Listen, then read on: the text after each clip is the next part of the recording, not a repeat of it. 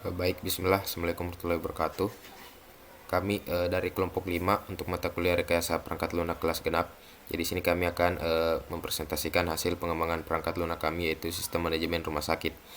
Jadi di sini saya akan jelaskan secara singkat dulu. Jadi sistem manajemen rumah sakit ini yang kita bangun dari kelompok 5 adalah sistem yang mempresentasikan sistem pelayanan di rumah sakit, baik itu untuk penanganan dan perawatan pasien dan juga untuk dokter dan perawat sebagai orang yang menangani pasien, begitupun juga dengan jadwal penjagaannya.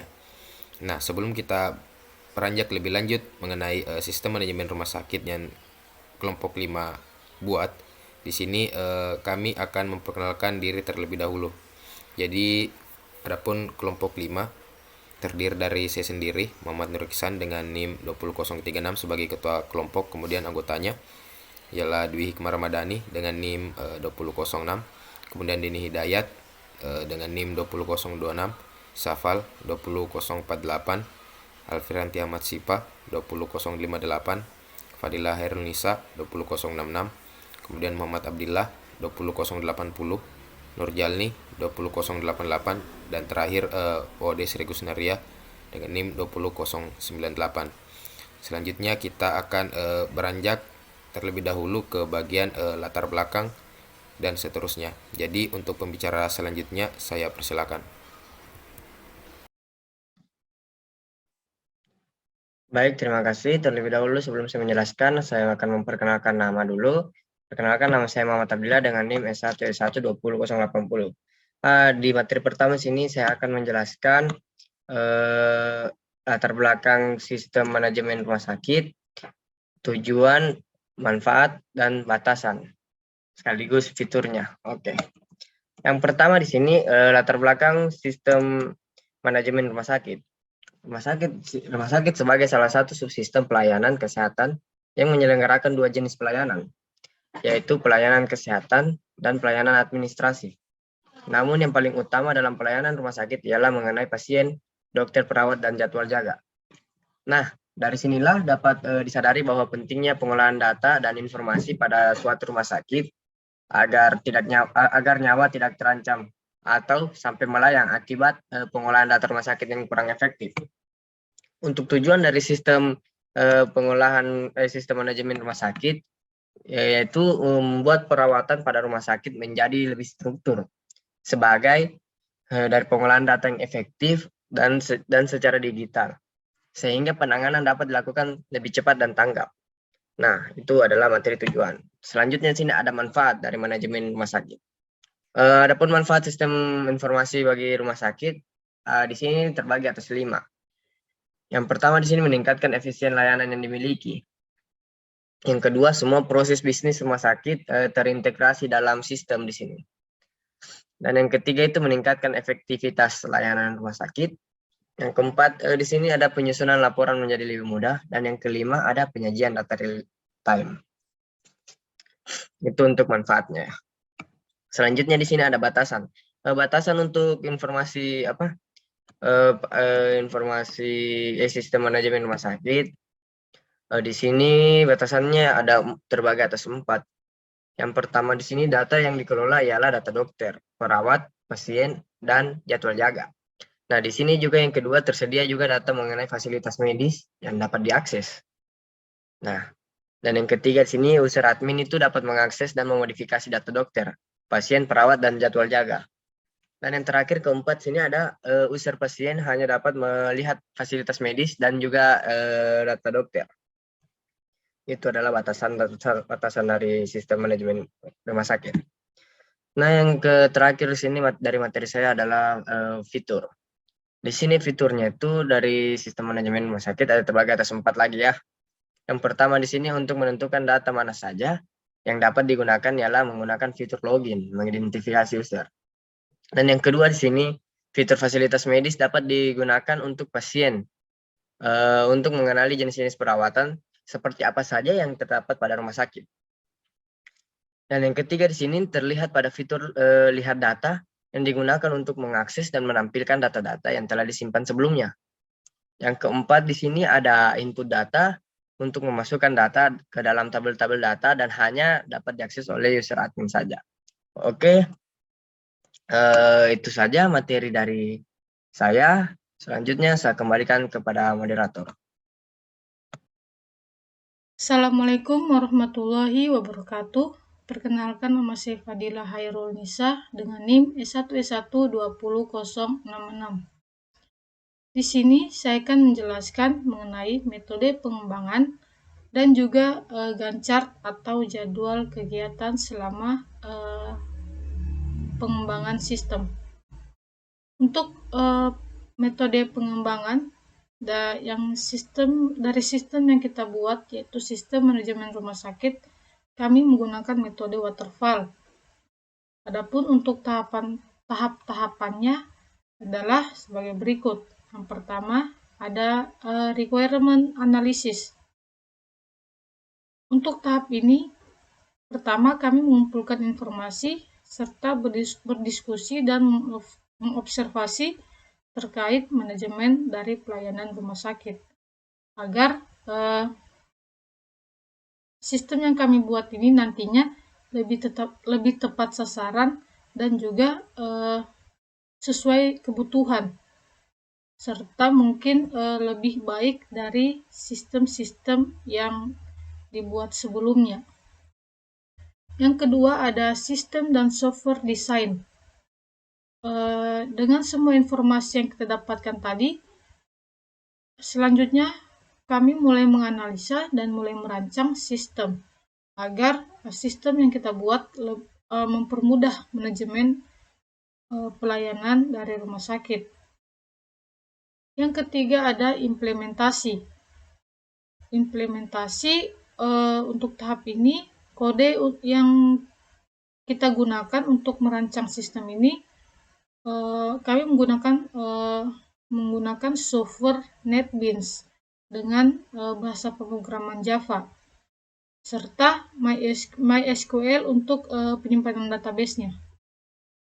Selanjutnya yaitu ada integration and testing. Setelah kami selesai dalam pembuatan sistem manajemen rumah sakit, selanjutnya kami melakukan pengujian kelayakan dari sistem ini serta mengidentifikasi adanya kegagalan atau kesalahan yang mungkin terjadi pada sistem ini. Selanjutnya ada operation dan maintenance. Untuk tahapan ini, sistem yang kami buat, yakni sistem manajemen rumah sakit, akan dilakukan pengoperasian sistem atau perjalanan sistem serta kami melakukan maintenance yang tujuannya agar sistem ini lebih mudah diperbaiki jika terdapat kesalahan yang mungkin tidak terdetek pada tahapan-tahapan sebelumnya. Selanjutnya ada Gantt chart atau jadwal kegiatan selama pengembangan sistem yang kita buat. Ada yang pertama yaitu requirement analysis. Untuk requirement analysis ini kami membutuhkan waktu pada minggu pertama dan juga minggu kedua di bulan Juni. Yang kedua ada sistem dan software design. Kami menggunakan waktu di minggu kedua dan juga di minggu ketiga pada bulan yang sama, yaitu bulan Juni. Terus yang ketiga ada implementation and unit testing. Kami membutuhkan waktu di minggu ketiga serta di minggu keempat di bulan Juni. Selanjutnya ada integration and system testing. Kami menggunakan waktu di sini di minggu keempat pada bulan Juni serta di minggu kelima pada bulan Juli. Untuk yang terakhir, operation dan maintenance, kami membutuhkan waktu di minggu kelima pada bulan Juli. Mungkin itu saja materi yang saya bawakan. Lebih dan kurangnya mohon dimaafkan. Billahi taufiq wal hidayah. Wassalamualaikum warahmatullahi wabarakatuh. Baik, perkenalkan nama saya Alfrianti Ahmad Sipa dengan NIM S1S1 20058. Jadi di sini saya akan menjelaskan tentang konteks diagram dan DFD atau data flow diagram. Nah, sebelum itu, apa sih konteks diagram itu? Nah, konteks diagram adalah sebuah bagian level dari data flow diagram yang digunakan untuk menetapkan konteks serta batasan-batasan sistem pada sebuah pemodelan. Nah, jadi konteks diagram ini dia rancangan yang lebih simpel sebelum menuju DFD. Yang saya baca itu konteks diagram merupakan level 1 dari DFD. Nah, jadi di sini saya sudah membuat rancangan sistemnya. Jadi ada admin, pasien, dan sistem. Nah, jadi di sini data pasien, data dokter, data perawat, dan jadwal jaga itu semua diinputkan ke admin. Nah, lalu di sini admin bisa mengubah data pasien, data dokter, data perawat, dan jadwal jaga. Nah, pada pasien, dia akan menginputkan datanya ke sistem. Nah, jadi admin ini dia bisa melihat semua data dari pasien, dokter, perawat, dan dapat mengubah jadwal jaga. Nah, pasien di sini dia bisa melihat fasilitas medis dan data dokter. Sehingga dia itu ketika login, sudah mendaftar, dia dapat melihat fasilitas yang ada di rumah sakit dan data dari seorang dokter. Nah, itulah konteks diagram. Selanjutnya di sini saya akan jelaskan tentang data flow diagram atau DFD. Nah, jadi DFD ini adalah diagram yang menggambarkan aliran data dari sebuah proses atau sistem informasi. Pada DFD, terdapat informasi terkait input dan output dari setiap proses tersebut. DFD juga memiliki berbagai fungsi seperti menyampaikan rancangan sistem, menggambarkan sistem, dan rancangan model. Nah, di sini saya sudah membuat data flow diagramnya. Di sini ada dibilang aktor ya, ada admin, pasien, di sini ada dokter sama perawat. Nah, di sini admin sama pasien itu mereka harus login terlebih dahulu ke dalam sistem atau sebuah aplikasi. Nah, jika pasien ini berhasil masuk ke dalam aplikasi, maksudnya login ke aplikasi, pasien itu datanya dia akan input ke sistem tadi. Nah, setelah login, nanti datanya akan masuk ke nomor 3 ini. Pertama dari masuk dulu kan, terus di sini nomor 2. Ini untuk admin sama pasien. Tetapi di sini pada nomor 1-nya itu terlebih dahulu dokter dan perawat menginput datanya. Nah, kan tidak mungkin ada pasien terus data pasien sudah ada tapi data dari dokter dan perawat itu belum ada. Jadi terlebih dahulu data dokter dan data perawat. Nah, setelah itu datanya akan masuk ke admin. Nah, admin ini dia akan masukkan ke dalam sebuah sistem. Nah, ketika dia berhasil login, maka data yang dia terima itu dia akan inputkan ke dalam sistem. Nah, habis nomor 2 ini, lanjutlah ke nomor 3, input data pasien, data dokter, data perawat, dan jadwal jaga. Nah, jadi nanti jadwal jaganya dia akan memberitahukan kepada dokter dan perawat.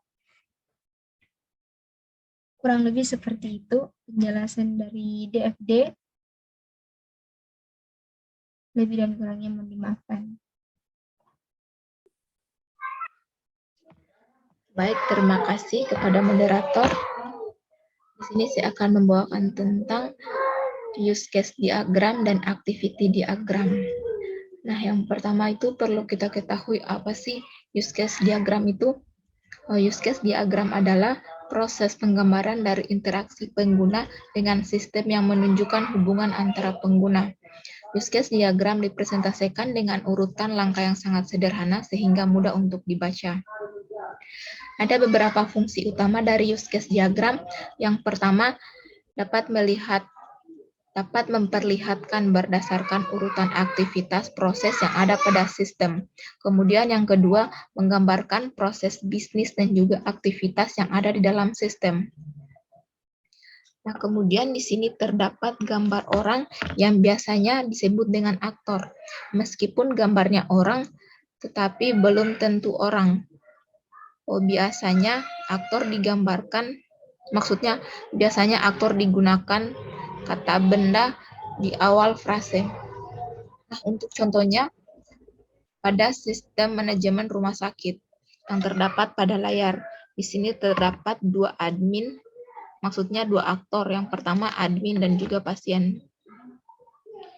Dapat kita lihat pada layar, admin bertugas untuk mengolah aplikasi, kemudian melakukan registrasi, melakukan login, update data, dapat melihat fasilitas medis, menambahkan data pasien, dokter, dan juga perawat, mengubah jadwal jaga dokter dan juga pasien.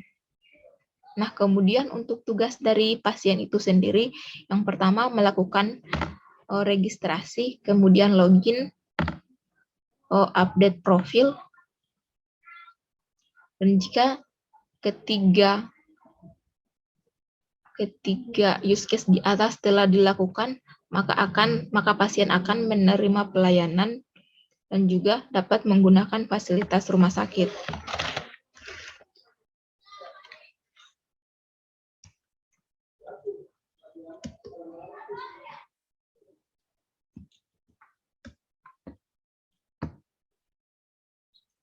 Nah, kemudian berikutnya activity diagram. Untuk activity diagram di sini merupakan rancangan aliran atau aliran kerja dalam sebuah sistem yang dijalankan. Activity diagram juga digunakan untuk mendefinisikan atau mengelompokkan aturan tampilan dari sistem tersebut.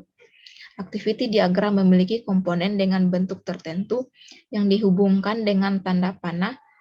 Panah tersebut mengarah ke urutan aktivitas yang terjadi dari sistem, maksudnya dari awal hingga akhir. Nah, kemudian di sini terdapat dua aktor antara pasien dan juga admin. Untuk gambar yang ini menunjukkan bahwa proses activity atau aktivitas akan dimulai. Nah, di sini pasien melakukan registrasi. Jika pasien sudah melakukan registrasi, maka sistem akan mengarahkan ke halaman login. Kemudian, jika pasien sudah masuk ke halaman login, maka pasien akan melakukan update profil. Jika sudah melakukan update profil, maka pasien akan menerima pelayanan dan juga dapat menggunakan fasilitas rumah sakit. Nah, kemudian untuk tugas admin, di sini yang pertama, admin dapat mengolah aplikasi. Kemudian, jika admin ingin melihat fasilitas medis, maka admin harus melakukan registrasi terlebih dahulu. Dan jika sudah melakukan registrasi, maka admin juga akan diarahkan ke halaman login. Kemudian, jika admin sudah melakukan kedua hal tersebut, registrasi dan juga login, maka admin bisa melihat data medis, maksudnya melihat fasilitas medis, menambahkan data pasien, dokter, dan juga perawat. Kemudian, admin juga dapat mengubah jadwal jaga dokter dan juga pasien. Baik, itulah penjelasan dari saya. Saya kembalikan kepada moderator. Oke, materi selanjutnya dari sistem manajemen rumah sakit yaitu kelas diagram. Nah, untuk kelas diagramnya sendiri tadi dari kelas diagram login system. Login system memiliki atribut login admin dan login pasien. Untuk operasinya itu dia hanya bisa mengisi. Selanjutnya kelas diagram admin. Admin memiliki atribut ID admin, username, dan password. Operasinya itu dia bisa menambah dan melihat data. Selanjutnya itu kelas diagram pasien. Kelas diagram pasien sendiri memiliki atribut, itu kode pasien, nama pasien, tepat tanggal lahir pasien, tanggal masuk, jenis kelamin, alamat pasien, usia, dan jenis. Untuk operasinya dia itu bisa menambah dan melihat data. Selanjutnya itu kelas diagram dokter. Untuk kelas diagram dokter memiliki atribut kode dokter, nama, spesialis, alamat, dan nomor telepon. Untuk operasinya itu dia bisa mengisi. Selanjutnya kelas diagram perawat. Nah, untuk perawat sendiri memiliki atribut kode perawat, nama, alamat, dan nomor telepon. Untuk operasinya dia bisa mengisi. Dan kelas diagram yang terakhir yaitu jadwal jaga. Untuk jadwal jaga sendiri memiliki atribut kode jaga, waktu siaga, nama dokter, nama perawat, dan nama resepsionis. Untuk operasinya dia bisa mengisi. Di sini admin dan pasien melakukan login. Selanjutnya admin bisa menginput data pasien, menginput data jadwal jaga, menginput data perawat, dan menginput data dokter. Itu adalah tugasnya admin. Sedangkan untuk pasien sendiri, dia bisa menginput data dokter. Nah, itu penjelasan dari kelas diagram sistem manajemen rumah sakit. Selanjutnya yaitu sequence diagram. Untuk sequence diagram sendiri, di sini ada halaman admin. Nah, admin langkah pertama itu admin akan memasukkan username dan password di halaman login. Nah, setelah memasukkan username dan password, langkah kedua itu dia akan memvalidasi atau mencek apakah username dan password yang dimasukkan itu benar. Jika salah, dia akan menampilkan pesan error dan kembali lagi untuk memasukkan username dan password yang benar. Nah, jika benar, dia akan menampilkan menu utama. Itulah sequence diagram dari aktor admin.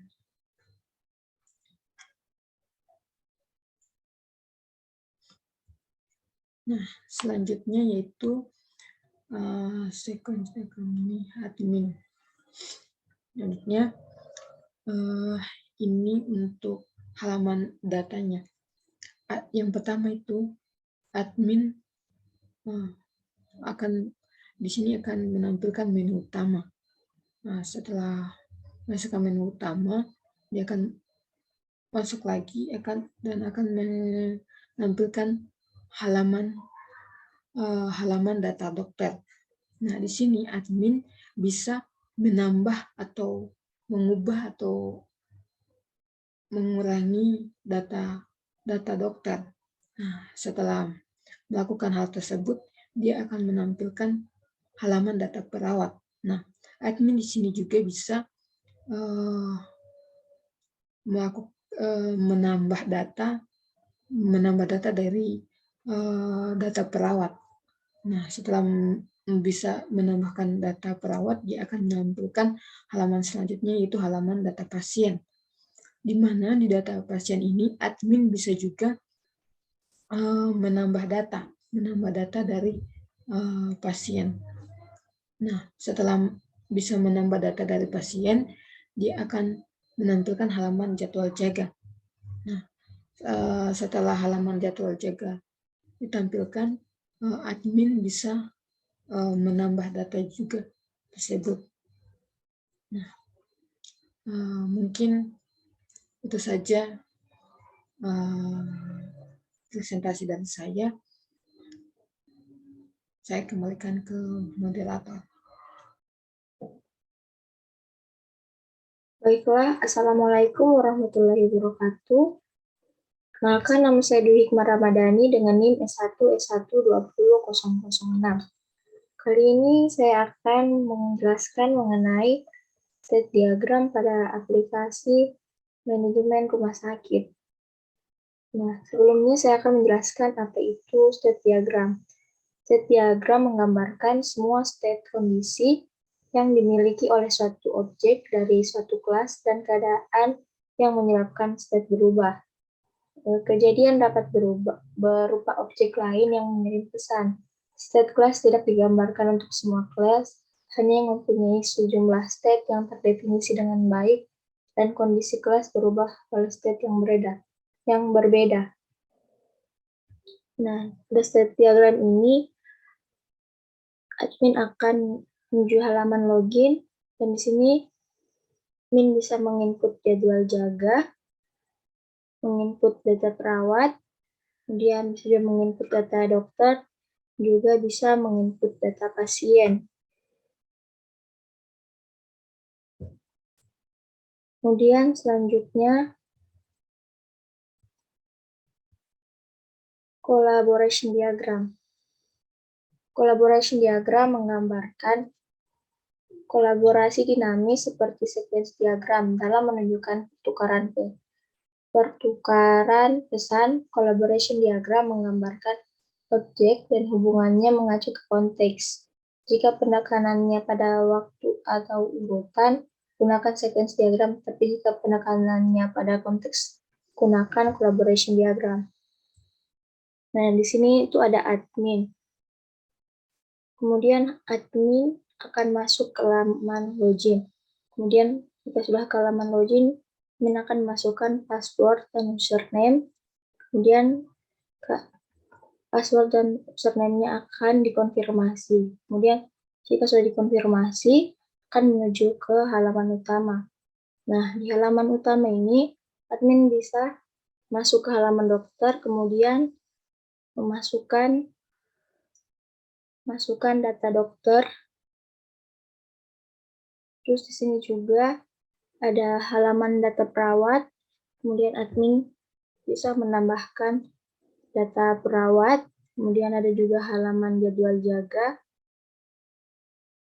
Ada halaman jadwal jaga, admin bisa memasukkan jadwal jaga, kemudian yang terakhir ada halaman data pasien, dan admin juga bisa menambahkan data-data pasien. Mungkin itu saja dari saya, terima kasih.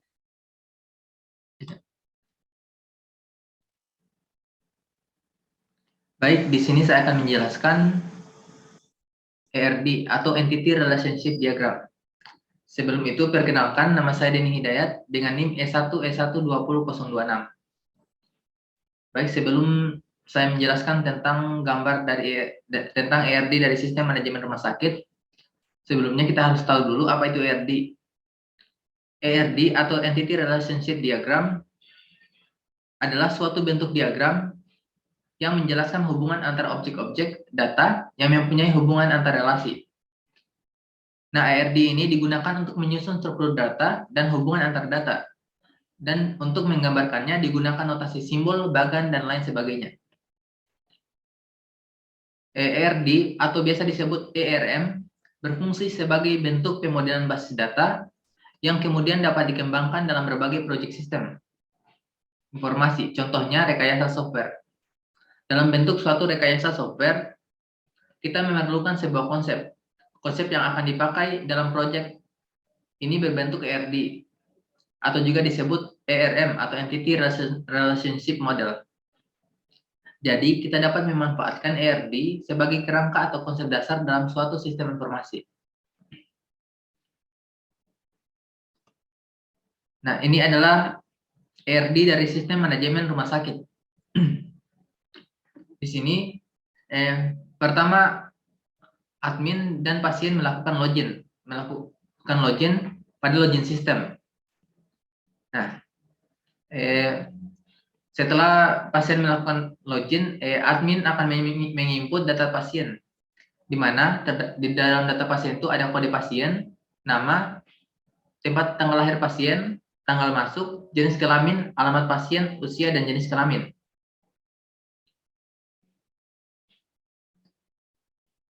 Nah, pada admin sendiri terdapat ID admin, username, dan password.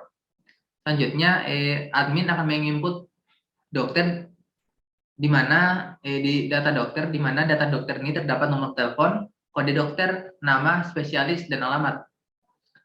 Nah, admin juga akan menginput perawat, data perawat di mana terdapat kode perawat, nama, alamat, dan nomor telepon. Dan terakhir, admin juga menginput untuk jadwal jaga, di mana pada jadwal jaga datanya ada nama resepsionis, nama perawat, nama dokter, waktu siaga, dan kode jaga. Mungkin itu saja penjelasan dari saya. Sekian, terima kasih. Baik, bismillahirrahmanirrahim. Di sini saya akan menjelaskan mengenai user interface dari program sistem manajemen rumah sakit. Nah, yang pertama kita akan masuk pada halaman login. Jadi di sini user yaitu admin maupun pengunjung seperti pasien akan memasuki halaman login. Setelah memasukkan username dan password, kemudian user akan memasuki halaman dashboard. Nah, untuk admin, halaman dashboardnya yaitu ada memiliki 4 menu yang dimana ada pelayanan, input data, lihat data, dan keluar. Nah, mulai dari pelayanan ini jika diklik akan masuk pada akan memunculkan menu fasilitas layanan medis. Nah, untuk input data yaitu ada 4 menu, yaitu input data pasien, input data dokter, input data perawat, dan input jadwal jaga. Nah, untuk lihat data yaitu lihat data pasien, lihat data dokter, lihat data perawat, lihat jadwal jaga. Nah, untuk keluar ini jika diklik maka akan keluar dari program. Nah, di sini kita akan masuk pada menu fasilitas layanan medis. Nah, pada menu fasilitas layanan medis, di sini bisa diakses oleh admin maupun pengunjung atau pasien. Nah, di layanan medis ini user akan melihat apa-apa saja fasilitas yang ada dalam rumah sakit tersebut. Nah, di sini ada medical check up, ada daftar dokter yaitu dokter umum, dokter gigi, dokter spesialis penyakit dalam yaitu ada spesialis tropis dan infeksi, hematologi dan ontologi, reumatologi, dokter beda terdiri dari beda anak, beda umum, beda saraf, beda urologi, beda onkologi, dan dokter anak. Nah, selanjutnya di sini ada menu back. Jika diklik menu back, maka akan kembali ke menu dashboard kembali. Setelah itu, di sini ada halaman input data. Halaman input data ini hanya bisa diakses oleh admin. Nah, jika admin login, kemudian dia mengklik menu input. Nah, di sini ada 4 pilihan menu, yaitu input data pasien, input data perawat, input data dokter, dan input jadwal jaga. Dimulai dari input data pasien, di sini dia bisa memasukkan yaitu kode pasien yang menjadi primary key dari data pasien, kemudian tanggal masuk, nama pasien, tempat lahir, tanggal lahir, jenis kelamin, alamat, nama ruangan di mana dia melakukan pemeriksaan, kemudian usia, penyakit yang diderita oleh pasien, kemudian dokter yang memberikan pelayanan. Kemudian kalau jika dia memilih input data pasien, maka di sini jika dia memilih input data perawat, maka di sini ada 4 data yang dimasukkan yaitu kode perawat, nama perawat, alamat perawat, dan nomor telepon atau handphone perawat. Kemudian di sini ada input data dokter. Untuk data dokter di sini bedanya dengan data perawat, di sini ada spesialis.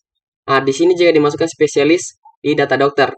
Kemudian di jadwal jaga ini admin akan menginputkan kode perawat, waktu jaga, dokter, suster, dan resepsionis.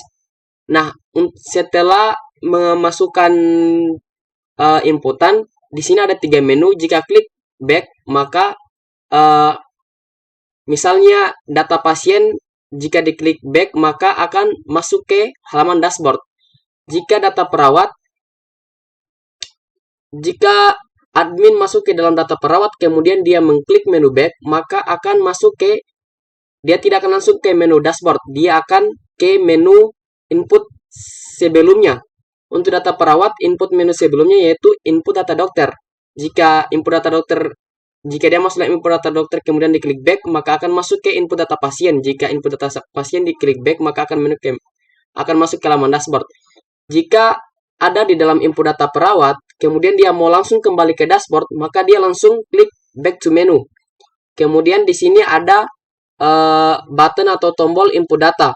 Nah, pada tombol input data ini, setelah kita memasukkan data atau identitas dari perawat, pasien, atau dokter, ataupun kita menginput jadwal jaga, jika kita sudah memasukkan data tersebut, jika kita mengklik input data, maka data akan masuk pada database.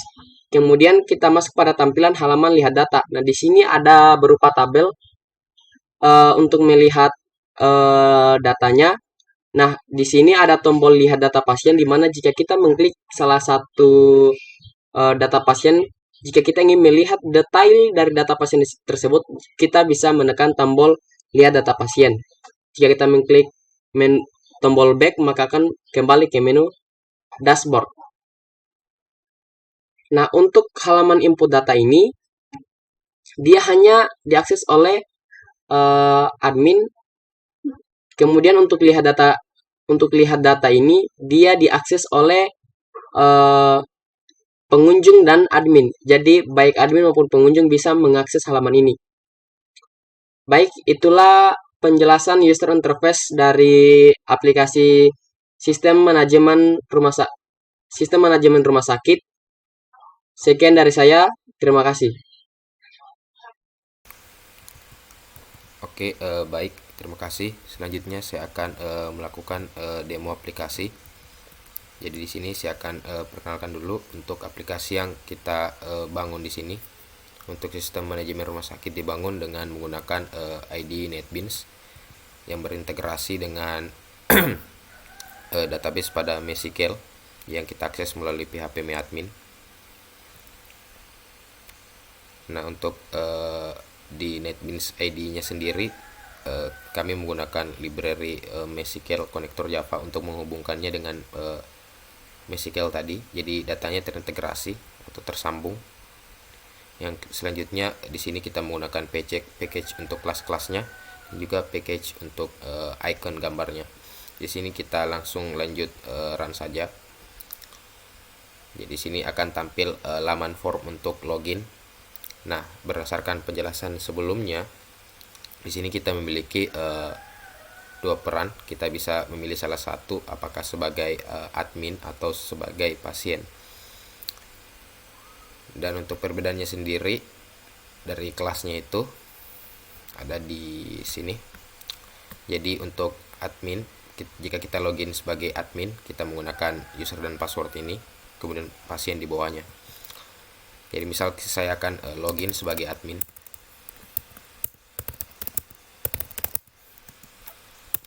Login berhasil, muncul pop-up, kemudian akan tampil laman utama.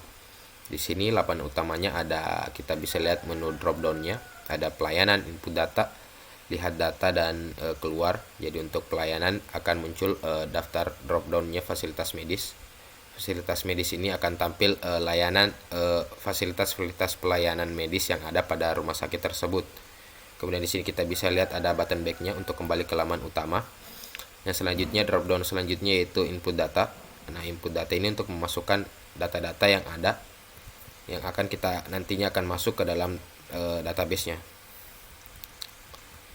Oke, misalnya kita akan input data jadwal jaga dengan kode jaga 002, waktu jaganya yaitu 10.00 sampai 12.00, dengan dokter misalnya A, kemudian suster B, kemudian resepsionisnya C. Kita cek dulu di MySQL-nya. Nah, di sini untuk kode untuk jadwal jaga hanya ada 4 row, 4 baris. Selanjutnya kita akan lakukan input ke tabel jadwal jaga. Data berhasil disimpan, kita akan cek ke MySQL-nya. Nah, di sini sudah ada 5 baris dengan kode yang terakhir itu kode 002 dan seterusnya yang telah kita inputkan. Jadi untuk inputnya sudah berhasil ya. Jadi ini salah satu fiturnya untuk input jadwal jaga. Yang selanjutnya juga ada input untuk data pasien, dokter, perawat, dan yang tadi jadwal jaga. Nah, ini untuk buttonnya di sini ada input data yang nantinya akan masuk ke function untuk memasukkan data-data dari setiap kolom ini untuk masuk ke database. Kemudian back to menu untuk kembali ke laman utama. Sedangkan untuk back Misalnya kita ingin langsung lanjut ke dokter, input data dokter, kita tidak perlu lagi kita masuk ke back to menu, kemudian kita input data dokter. Jadi ini seperti arrow, kita akan bergeser ke kiri. Ya, misal kita akan input data yang lain, nah dia akan masuk ke input data dokter. Kalau kita menekan mengklik tombol back, beda dengan back to menu. Jadi misalnya kita back lagi, input data pasien, gitu. Jadi untuk kurang lebih setiap function atau kelas untuk input ini, jadwal jaga, data perawat tidak jauh beda. Kita hanya menyesuaikan saja dengan data-data yang ada. Yang selanjutnya untuk fitur selanjutnya yaitu lihat data. Jadi lihat data ini untuk membaca datanya. Misal kita lihat data dokter, di sini kita akan klik button lihat data dokter ini. Nah, lihat data dokter ini akan menampilkan data-data yang ada pada tabel data dokter yang mungkin kita bisa cocokkan atau kita validasikan di data dokter yang ada pada MySQL. Jadi di sini kita bisa lihat ada 6 baris data dokternya. Jadi di sini 1 2 3 4 5 6. Jadi ini sudah sesuai juga. Jadi data yang ada pada MySQL nantinya kita akan tampilkan pada aplikasinya. Yang selanjutnya juga akan seperti data dokter, data pasien pun juga begitu. Kita klik dulu button lihat data pasiennya, kemudian akan tampil data-datanya. Oke, misalnya kita akan login sebagai pasien, kita close dulu, kemudian kita run kembali. Kemudian kita akan, misalnya kita login dulu dengan user dan password yang salah. Nah, nama dan password salah ya. Jadi kita di contohnya sekarang kita login sebagai pasien.